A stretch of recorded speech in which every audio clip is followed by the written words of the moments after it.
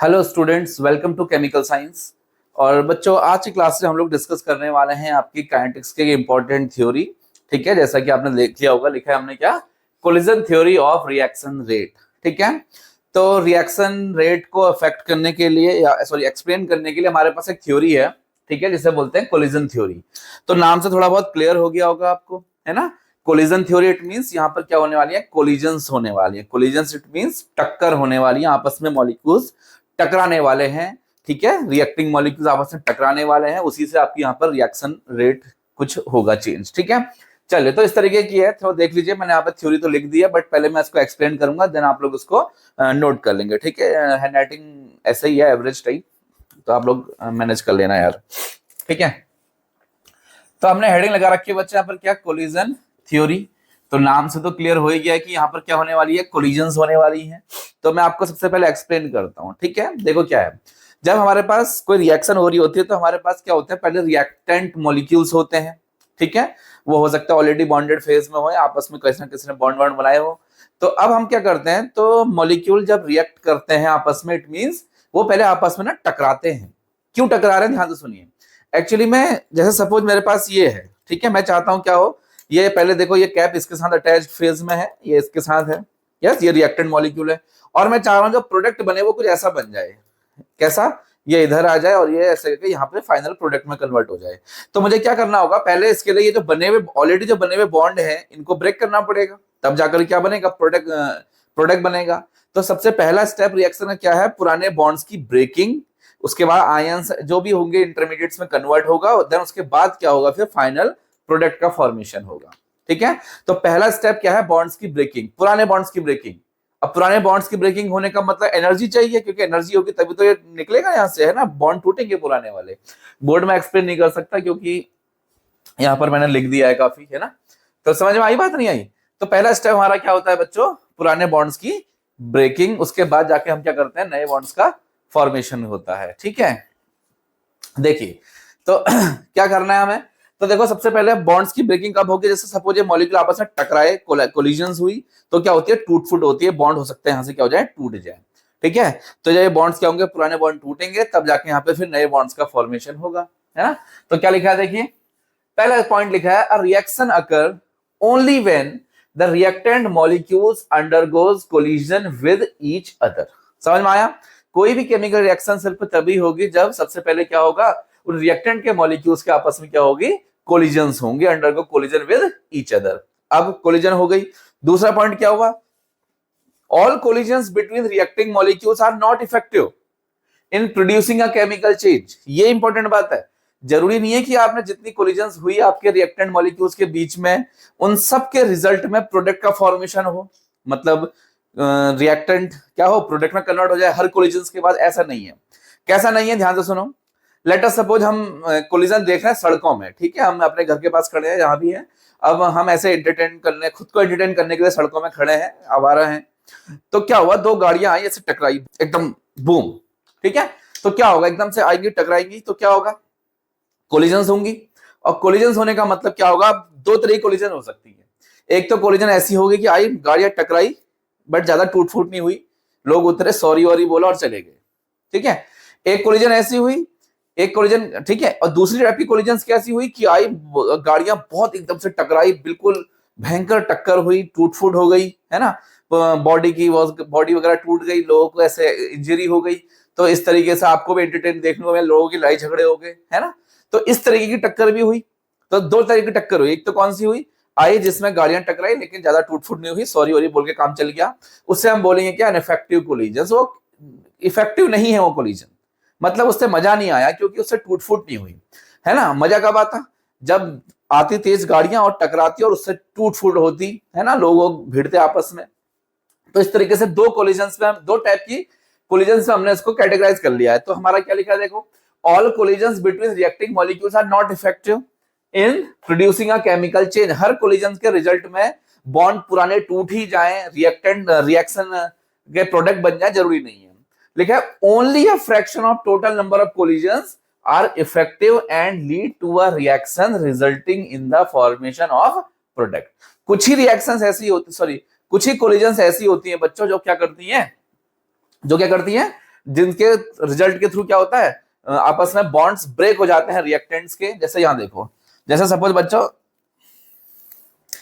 ये है मेरे पास, देखो छोटा सा यहां पर लिख रहा हूं, ठीक है। जैसे ए है प्लस बी आपस में क्या है, दो रिएक्टेंट है, एक एक A2 रिएक्टेंट, एक B2 है, ये आपस में टकरा रहे हैं, ठीक है। और ये टक्कर होंगे तब मजा तब आएगा जब ये क्या होंगे, आपस में ये वाले जो बॉन्ड है ना क्या होंगे, ब्रेक हो जाएंगे, ए बी बन जाएगा, ठीक है। और बाद में क्या होगा, जो बॉन्ड है वो ऐसे कुछ बन जाएंगे, तो क्या बन जाएगा, AB प्लस AB बन जाएगा, है ना, 2AB बन जाएगा। तब तो रिएक्शन हो गई, ए बी मेरे आपस में क्या बना दिया, प्रोडक्ट, उसने AB बना दिया। लेकिन तो ये कैसी हुई, इनके जो यहाँ पर कोलिजन हुई कैसी हुई, इफेक्टिव कोलिजन हुई। लेकिन अगर बाई चांस ऐसा हो कि मॉलिक्यूल्स आपस में कोलाइड करें, टकराएं, लेकिन उसके जो बॉन्ड है वो इतनी स्ट्रॉन्ग वाली कोलिजन ना हो कि ये वाले बॉन्ड टूट पाए, है ना, तो क्या होगा इस केस में, कुछ नहीं होगा, ये जैसे थे वैसे के वैसे ही रहेंगे। तो इसे आप क्या बोल दोगे, नॉट इफेक्टिव है। ये कोलिजन कैसी है भाई, नॉट इफेक्टिव। तो रिएक्शन के प्रोडक्ट बनेंगे इससे, ये बनेगा, कहोगे सर बिल्कुल प्रोडक्ट नहीं बनेगा, क्योंकि टक्कर इतनी दमदार नहीं थी कि पुराने बॉन्ड्स टूटे और नए बॉन्ड्स यहाँ पर फॉर्म हुए। क्लियर हुआ, तो दो टाइप की कोलिजन्स हो गई। चलो तीसरा पॉइंट पढ़ते हैं, लिखा है हमने थर्ड पॉइंट, अच्छा ये तुमने बता दिया। फोर्थ पॉइंट देखिए, the collisions between the reacting molecules are effective, ठीक है, only when they acquire a definite amount of energy. तो किसी कोलिजन्स को मैं कब इफेक्टिव बोलूंगा, जब वो एक डेफिनेट अमाउंट ऑफ एनर्जी को एक्वायर करेगा, मतलब बॉन्ड टक्कर हो, इतनी मिनिमम इतनी एनर्जी तो पैदा हो कि ये बॉन्ड ऐसे करके टूट जाए, सही है। और अगर ये बॉन्ड नहीं टूटते तो मेरे तो ये जो कोलिजन है ये मेरे किसी काम की नहीं है, क्योंकि मेरे बॉन्ड तो टूटे ही नहीं, और जब पुराने बॉन्ड टूटेंगे नहीं तो नए बॉन्ड बनेंगे भी नहीं। क्लियर है ना, तो इसलिए बोल रहा है the collision between the reacting molecules are effective only when they acquire a definite amount of energy. इस डेफिनेट अमाउंट ऑफ एनर्जी को हम क्या बोलते हैं, थ्रेशोल्ड एनर्जी। देखो क्या लिखा है next point, the minimum amount of energy which must be possessed by the reacting molecules to make effective collisions is called threshold energy। ये देखो क्या लिखा है बच्चों, यहाँ पर थ्रेशोल्ड एनर्जी लिखा है। क्या मतलब है इस बात का, मतलब समझ में आया, लिखा है the minimum amount of energy which must be possessed by the reacting molecules to make effective collision। जब इफेक्टिव कोलिजन्स हो तो वो मिनिमम अमाउंट ऑफ एनर्जी जो क्या हो उससे प्रोड्यूस हो, वो उसे क्या बोल देंगे हम लोग, possessed by the reacting molecules to make effective collisions is called threshold energy। मतलब समझ में आया क्या, दो मॉलिक्यूल आपस में टकराने चाहिए और कितनी एनर्जी पैदा होनी चाहिए, थ्रेशोल्ड एनर्जी के बराबर। थ्रेशोल्ड एनर्जी वो एनर्जी है, वो अमाउंट ऑफ एनर्जी है जिससे क्या होता है, मॉलिक्यूल्स के बॉन्ड क्या होते हैं, ऐसे टूटते हैं। अगर थ्रेशोल्ड एनर्जी से कम एनर्जी पैदा हुई कोलिजन्स में तो ये बॉन्ड ऐसे करके नहीं टूटेंगे, इट मींस ये इफेक्टिव कोलिजन्स नहीं होंगी। क्लियर हुआ, बताइए। तो आपको मैंने 3-4 पॉइंट यहां पर बताए किसके, कोलिजन थ्योरी के बच्चों, ठीक है। आप इसको नोट करिए, अभी 1-2 पॉइंट और है, मैं आपको और एक्सप्लेन करता हूं, इसको मिटाता हूं फिर दोबारा से लिखता हूं। ओके, तो इतना समझ में आया ना आपको, ठीक है। चलिए इसको हटाते हैं और कुछ 1-2 पॉइंट बचे हैं उनको भी लिख लेते हैं। इसको बच्चों आप लोग स्क्रीनशॉट लीजिए, नोट करिए कैसे भी। देखिए बच्चों, तो एक और पॉइंट है हमारे पास, हमने यहाँ पर लिखा है the number of collisions per second per unit volume of the reaction mixture is known as collision frequency. समझ में आया, तो हम क्या पर सेकंड क्या लिखा है, द नंबर ऑफ कोलिजन्स पर सेकंड पर यूनिट वॉल्यूम, ठीक है। उस रिएक्टेंट मिक्सचर में पर यूनिट वॉल्यूम में पर सेकंड जितने भी कोलिजन्स हो रहे हैं उसे क्या बोल देते हैं बच्चों, उसकी कोलिजन फ्रीक्वेंसी बोलते हैं, उसको हम जेड से डिनोट करते हैं। इट इज क्लियर, समझ में आई बात, ठीक है।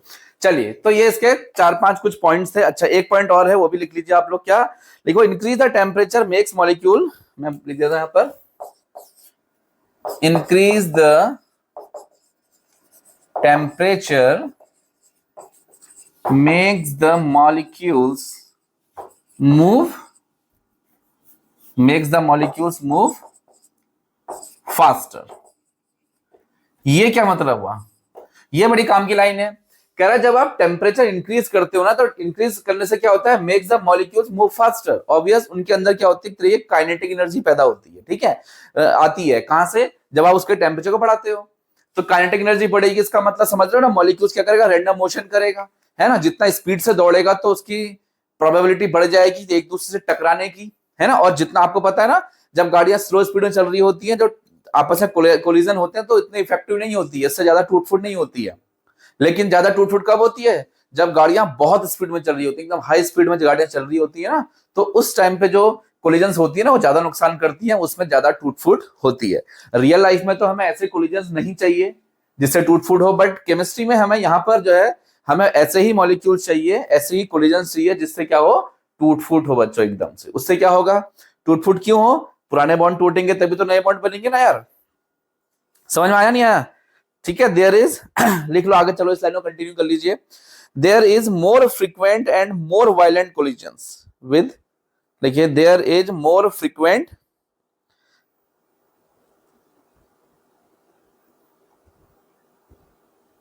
there is more frequent and violent collisions with other molecules and hence more likely to cause reaction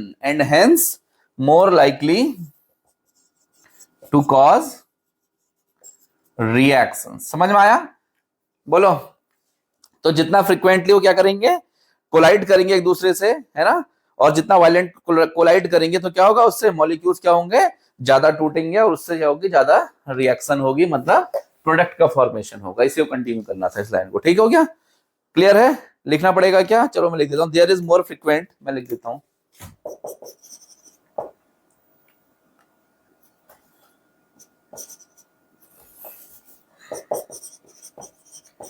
there is more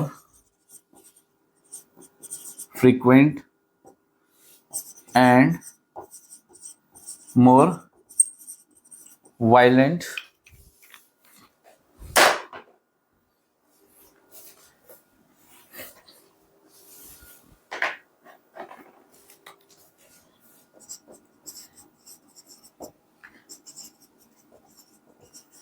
collisions, ठीक है, there is more frequent and more violent collisions with other molecules,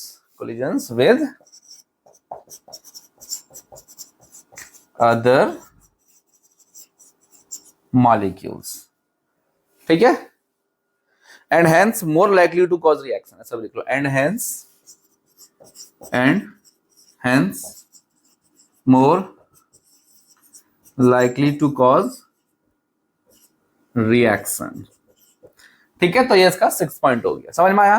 तो ये रही आपकी पूरी theory, ठीक है।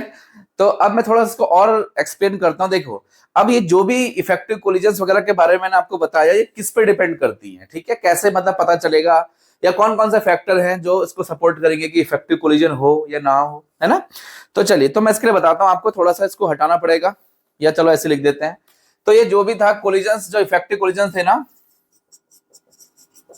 Effective, इसको हटा ही देता हूं, ठीक है।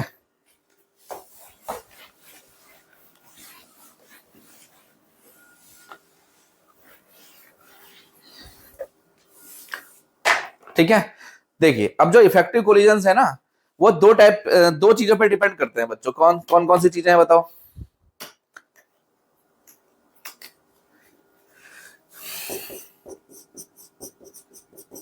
इफेक्टिव कोलिजन्स दो चीजों पर डिपेंड करते हैं। एक तो है आपका एनर्जी का बैरियर, ठीक है, क्या है, एक तो एनर्जी बैरियर। एनर्जी बैरियर का मतलब हुआ, मतलब वही जैसे एक बैरियर लगा है इफेक्टिव कोलिजन होने के लिए। सपोज मैंने कहा भाई ये एक बैरियर है, ठीक है, इस वाले एक्सिस में आपकी एनर्जी बढ़ रही है, ठीक है, ठीक है, और ये क्या है, कोलिजन दिखा रहा है, ठीक है। तो क्या देखा मैंने आपको, क्या बताया, जैसे सपोज आपके मॉलिक्यूल्स की एनर्जी यहां पर थी, है ना, तो मैंने बैरियर सेट कर रखा है कि अगर इसको जो है, इस रिएक्टेंट को प्रोडक्ट में कन्वर्ट होना है तो इस एनर्जी बैरियर से क्रॉस होकर जाना पड़ेगा, है ना। तो ये एनर्जी का बैरियर मैंने सेट किया हुआ है। तो अब मुझे क्या चाहिए, मॉलिक्यूल्स के कोलिजन चाहिए, और इतनी एनर्जी चाहिए कि वो यहां से यहां पहुंच जाए।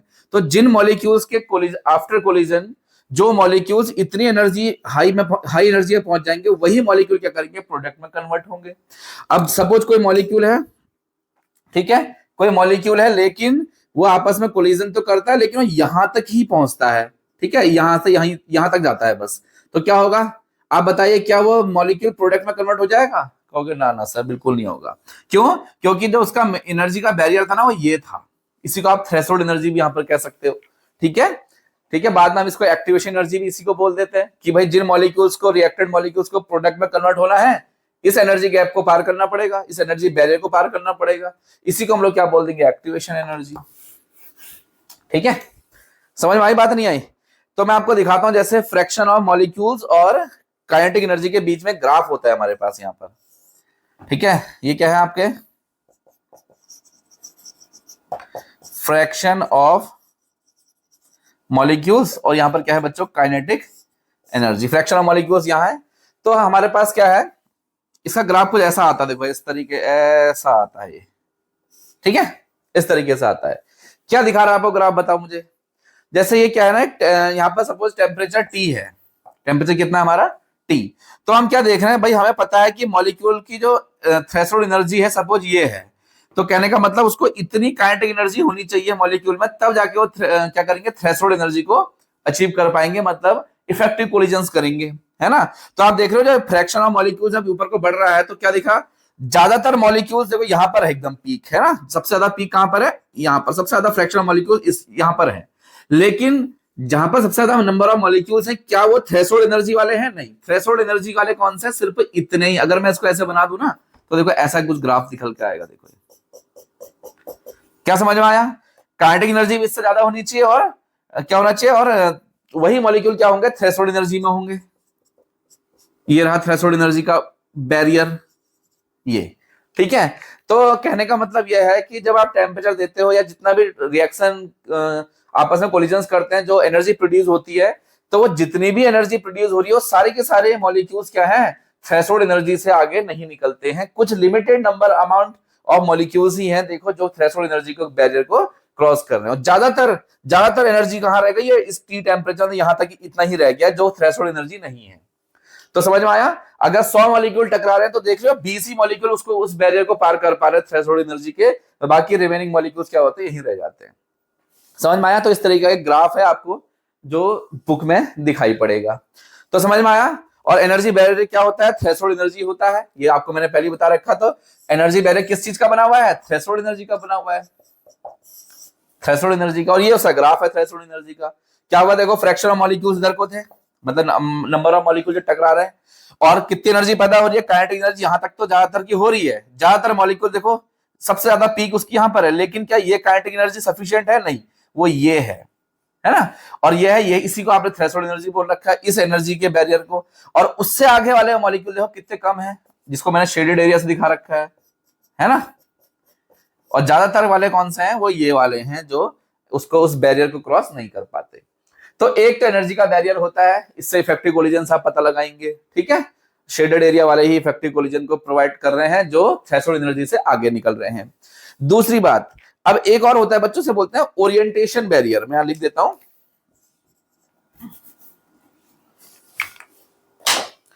Orientation barrier. क्या होता है? Orientation barrier. अच्छा, ओरिएंटेशन बैरियर का मतलब अब समझो, ये भी बड़ी काम की चीज है। इट मींस मॉलिक्यूल्स टकराने तो चाहिए, है ना, जैसे टकराने तो चाहिए, बट उसका भी एक फिक्स ओरिएंटेशन होना चाहिए जिसके थ्रू क्या करेंगे? रिएक्शन करेंगे। ऐसा नहीं कि रैंडम कहीं से भी आए, टकराए और कुछ नहीं हुआ, बॉन्ड वॉन्ड टूटे नहीं चले गए, है ना। तो मतलब गाड़ियां जब टकराती हैं तो उनमें भी कोई पर्टिकुलर साइट ऐसी होती होगी ना कि जहां पर टकराने पे क्या हो? मैक्सिमम ब्रेकिंग हो, है ना। सपोज दो गाड़ियां आई, फ्रंट से ऐसे टकरा गई, तो सबसे ज्यादा जो डैमेजिंग होगी वो कैसे होगी? जब दोनों कैसे फ्रंट टकरा जाए। दो गाड़ियां आई, ऐसे जा रही थी, ऐसे यहां से टकरा, फिर ऐसे चली गई, तो क्या हुआ? उसकी हल्की हल्की साइड डैमेज होंगी। हो सकता है वो इफेक्टिव कोलिजन ना हो, उसके थ्रू टूट फूट ज्यादा ना हो, है ना। फ्रंट में आएंगे एकदम एक दूसरे के बिल्कुल ऐसे टकरा जाए तो क्या होंगी? ज्यादा टूट फूट होगी। देखो समझो ना कैसे, जैसे ये है, ये दो गाड़ियां ऐसे टकराई, ऐसे भयंकर तरीके से टकराई, और क्या हुआ? ऐसे टूट गई, पूरी सब टूट फूट हो गई। तो आपने कहा सर इफेक्टिव कोलिजन है, टूट फूट हुई है, रिएक्शन होगी। अब हो सकता है दोनों गाड़ियां ऐसे जा रही हो और ऐसे आई आई आई और ऐसे टकरा के फिर ऐसे चली गई। तो आप मुझे बताएंगे इस वाले केस में, ऐसे ऑपोजिट डायरेक्शन में आने वाले केस में जो टकराएंगी फ्रंट से, या फिर सेम डायरेक्शन आके साइड से टकराएंगी, किसमें ज्यादा डैमेजिंग होगी? बताओ। कहोगे सर फ्रंट वाले में ज्यादा डैमेजिंग होगी, है ना। तो जिसमें ज्यादा डैमेजिंग होगी इट मींस वो इफेक्टिव कोलिजन्स हैं, उससे क्या हो रहा है, पुराने बॉन्ड टूट रहे हैं और नए बॉन्ड बन रहे हैं। क्लियर हुआ? बोलो यार, समझ में आई बात नहीं आई? ठीक है। तो यहां पर ओरिएंटेशन का भी बैरियर होता है, जब मॉलिक्यूल आपस में कोलाइड करें तो उनका ओरिएंटेशन क्या है। ठीक है, समझ में आई बात नहीं आई? तो मैं सपोज इसको चलो ऐसे समझ लेते हैं। ठीक है, जैसे हमारे पास बच्चों A2 plus B2 gives twice of AB है? ये रिएक्शन हो रही है मेरे पास A2 और B2। अब इनके टकराने के मेरे पास दो तरीके हैं। जैसे एक तरीका ये हो सकता है कि ये रहा आपका A2 का मॉलिक्यूल AA, ये रहे बच्चा हो गया B2 का मॉलिक्यूल इट मींस BB, और जब ये आपस में टकराए कुछ इस तरीके से कोलिजन्स हो और फाइनली क्या हो, ये वाले जो बॉन्ड है ऐसे वाले ना ये टूट जाए और ऐसे वाले नए बॉन्ड्स बन जाए यहां पर। चलो यहां पर दिख रहा है आपको, पता नहीं। ठीक है, तो क्या होगा बताओ, तो क्या होंगे A B A B। तो यहां से क्या हो, ये यहां से ऐसे करके बॉन्ड टूट जाए, सॉरी ऐसे वाले बॉन्ड टूट जाए और ऐसे नए वाले बॉन्ड्स क्योंकि फॉर्म हो जाए, तो क्या बनेगा देखना, AB बन गया और प्लस AB बन गया। तो मुझे बताइए कि अब जब इस तरीके से कोलिजन हुई, इस ओरिएंटेशन में जब कोलिजन हुई तो प्रोडक्ट बना या नहीं बना? कहोगे सर हाँ बन गया, एक AB और AB मतलब 2AB बन गया, है ना। अब सपोज बाई चांस यही मॉलिक्यूल कुछ ऐसे इस ओरिएंटेशन टकरा जाते, A plus A B plus B। भाई ऐसा है ना, बात समझिए। सपोज ये रिएक्शन हो रही है इस टेस्ट ट्यूब के अंदर, सपोज, तो जब मॉलिक्यूल आपस में कोलाइड कर रहे हैं तो आपके कंट्रोल में तो नहीं है ना कि मॉलिक्यूल ऐसे ही टकराए ऐसे ना टकराए, है क्या नहीं है? नहीं है बिल्कुल। वो कैसे भी टकरा सकते हैं ना, प्रोबेबिलिटी पर डिपेंड करता है। तो वही हमने तो जितने हो सकता है हमने तो दोनों तरीके देख लिए, हमने कभी ऐसे भी टकरा सकता है मॉलिक्यूल, ऐसे भी टकरा सकता है। तो मुझे लग रहा है कि ऐसे टकराने में प्रोडक्ट बनना, पर ऐसे टकराने में क्या हो रहा है, प्रोडक्ट नहीं बन रहा है। ठीक है, तो ये जो कोलिजन्स है वो मेरे लिए क्या है, इफेक्टिव नहीं है। समझ में आई बात नहीं आई? ठीक है, और सपोज ये ऐसा टूट टकराया और फिर से ये टूट के क्या हुआ, सॉरी सेपरेट हो गया उसी फॉर्म में जिस फॉर्मेट में वो पहले टकराए थे। क्लियर है? देख लो, ठीक है ना। तो ये क्या है, ये प्रॉपर ओरिएंटेशन है, जबकि ये ओरिएंटेशन प्रॉपर नहीं है। इसके रिजल्टेंट क्या हो रहा है, प्रोडक्ट का फॉर्मेशन हो रहा है, जबकि यहां प्रोडक्ट का फॉर्मेशन नहीं हो रहा है। तो समझ में आया, ओरिएंटेशन बैरियर भी यहां पर होता है। अब कहोगे सर मजा नहीं आएगा, एग्जाम्पल दे दो बहुत बढ़िया वाला तो ज्यादा मजा आएगा। ठीक है, लो एग्जाम्पल लो, क्यों टेंशन ले रहे हो आप लोग, एग्जाम्पल तो आपने 10 बार पढ़ रखा है। इसको नोट करना है बच्चों, ऐसे जैसे बना बिल्कुल same as it is note कर लीजिएगा, आप लिख भी दीजिएगा प्रॉपर ओरिएंटेशन। देखो इसका एग्जाम्पल देखना चाहते हो ना आप लोग, आपने SN1 SN2 रिएक्शन पढ़ी होंगी, यस पढ़ रखी है ना SN1 SN2। ठीक है, तो आपको पता है कि सर जब इस टाइप की रिएक्शन होती है और ये न्यूक्लियोफाइल अटैक करने आता है तो प्रोडक्ट का फॉर्मेशन कब होता है, जब न्यूक्लियोफाइल का अटैक कहां से हो, पर्टिकुलरली इस साइड से, और ये यहां से बॉन्ड की ब्रेकिंग हो जाए। याद आया? ठीक है, अभी SN1 SN2 ये भी बता सकते हो ना आप लोग, क्या है बच्चों, बैक साइड से अटैक हो रहा है। ठीक है, ट्रांजिशन स्टेट बन रही है, तो इसे क्या बोलते हैं आप लोग, शायद मैंने जब पहले पढ़ाया होगा आपको SN1 SN2, अगर आपने मुझसे पढ़ा है तो।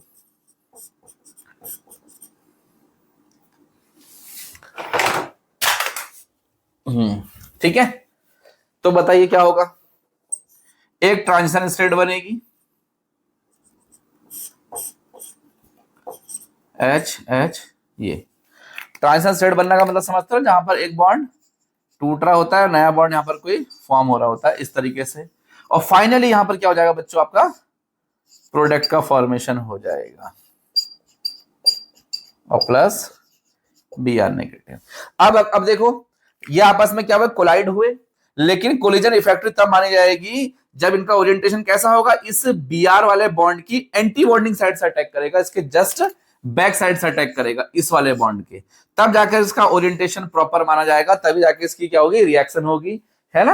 यहाँ पर मॉलिक्यूल का कन्फिगरेशन भी चेंज हो जाएगा, जस्ट रिवर्स हो जाएगा। अम्ब्रेला इन्वर्जन, वाल्डन इन्वर्जन सब पढ़ रखा है आपने यार। ठीक है, समझ में आई बात नहीं आई मुझे पहले बताइए, है ना। और अगर बाई चांस ये OH यहां के बदले फ्रंट से ही टकरा जाता, इसको हटा देता हूं मैं, एग्जाम्पल के आप इसको नोट कर लीजिएगा, ठीक है। अब सपोज मैं कह रहा हूं कि यही अगर ये रहा Br CH3HH और यही OH जो है आपका, यहां देखो इस वाले बॉन्ड की एंटी बॉन्डिंग, यहां प्लस चार्ज था, यहां से अटैक करना चाहिए था। अब अगर ये बाई चांस यहां से जस्ट इसके रिवर्स बैक साइड से अटैक नहीं करके ये यहीं से अटैक कर दे, तो क्या ये बॉन्ड ब्रेक होगा? तो क्या ये ओरिएंटेशन को प्रॉपर माना जाएगा? को नहीं सर, इसके रिजल्टेंट में रिएक्शन का प्रोडक्ट फॉर्मेशन नहीं होगा। क्लियर हुआ? समझ में आई बात? नहीं आई? कोलिजन थ्योरी समझ में आई आपके? क्या क्या चीजें बताइए मैंने कहा था सबसे पहले मॉलिक्यूल को कोलाइड होना पड़ता है, ठीक है, कोलिजन्स होते हैं तब जाकर रिएक्शन होती है। सभी रिएक्शन के रिजल्टेंट में सभी कोलिजन्स के रिजल्टेंट में प्रोडक्ट का फॉर्मेशन नहीं होता है, इट मींस रिएक्शन नहीं होती है। तो जिनके होता है उस हम क्या बोलते हैं? इफेक्टिव कोलिजन्स बोलते हैं। अब इफेक्टिव कोलिजन्स कौन होती हैं? जो मिनिमम अमाउंट ऑफ एनर्जी, जिसे हम क्या बोलते हैं? थ्रेशोल्ड एनर्जी के बराबर एनर्जी प्रोड्यूस करे, क्योंकि उतना ही वो कम से कम अमाउंट ऑफ एनर्जी है जिससे क्या हो, रिएक्टेंट मॉलिक्यूल्स के बॉन्ड्स क्या होंगे? टूटेंगे, तब जाकर क्या होगा? प्रोडक्ट का फॉर्मेशन होगा, ठीक है। फिर आपको मैंने फ्रीक्वेंसी बताई, ठीक है, पर यूनिट वॉल्यूम में पर सेकंड कितनी कोलिजन्स हो रही है उसे क्या बोलते हैं? कोलिजन फ्रीक्वेंसी बोलते हैं। फिर मैंने इफेक्ट ऑफ टेम्परेचर ही बता दिया यहीं पर। मैंने कहा जब टेम्परेचर बढ़ेगा तो क्या होगा? काइनेटिक एनर्जी बढ़ेगी, काइनेटिक एनर्जी बढ़ेगी तो मॉलिक्यूल रैंडम मोशन करेंगे, एक दूसरे से टकराएंगे, स्पीड से टकराएंगे और कोलिजन्स क्या होंगे? इफेक्टिव कोलिजन्स के नंबर क्या होंगे? बढ़ जाएंगे। इसीलिए तो कहते हैं टेम्परेचर बढ़ाने में रिएक्शन का रेट क्या होता है? बढ़ जाता है ना। आपको लास्ट क्लास में मैंने बताया भी था शायद, ये समझ में आया। फिर मैंने बताया कि इफेक्टिव कोलिजन दो फैक्टर्स पे मेनली डिपेंड कर रही है। एनर्जी बैरियर वाला फैक्टर, जिसे थ्रेशोल्ड एनर्जी कहते हैं, इसका ग्राफ बना के दिखाया। ओरिएंटेशन बैरियर, टकराने तो चाहिए मॉलिक्यूल एक प्रॉपर ओरिएंटेशन के साथ, जिससे कि क्या हो? ज्यादा टूट फूट हो, जल्दी क्या हो? प्रोडक्ट का फॉर्मेशन हो। तो वो मैंने आपको भी यहाँ पर सिखाया। क्लियर हुआ? तो मुझे बताएं आपके समझ में आई या बात नहीं आई? ठीक है, चलो बच्चों, तो ये बहुत इंपॉर्टेंट थ्योरी थी, कोलिजन थ्योरी, आपको मैंने पूरा समझाया। अब हमें इसके थ्रू अब टेम्परेचर का इफेक्ट हमें देखना है रिएक्शन रेट पे। तो अब हमें क्या पढ़ना है? एक इंपॉर्टेंट चीज पढ़नी है, अर्हेनियस इक्वेशन। क्या पढ़नी है? अर्हेनियस इक्वेशन, ठीक है। तो वो मोस्ट इंपॉर्टेंट टॉपिक है बच्चों, एग्जाम में मोस्ट प्रोबेबली वो पूछा ही जाएगा, ठीक है। तो चलिए बच्चों, मिलते हैं नेक्स्ट लेक्चर में।